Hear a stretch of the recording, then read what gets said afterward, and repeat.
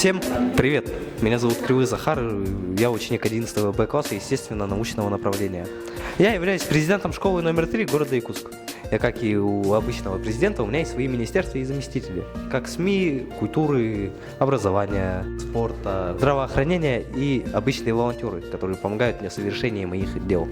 Так или иначе, у меня есть определенные миссии, для которых я и стала президентом школы номер 3. Меня зовут Крупко Милена, я ученица 11 А класса и являюсь министром культуры. Организовываю мероприятия и пишу к ним планы и сценарии.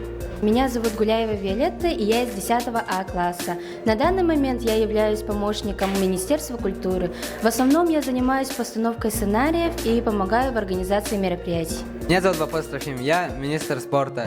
Отвечаю за соревнования и тренировки по волейболу. Я Николаев Антон, я ученик 11 Б класса, я являюсь министром средств массовой информации. В мои обязанности входят распространение новостей, съемок школьных видео. Меня зовут Сымцов Александр. Я состою в Министерстве здравоохранения. Она занимается тем, что проверяет форму учеников, что следит за порядком в школе. Я Емельяна Варяна из 10 Б класса. Я выполняю обязанности волонтера.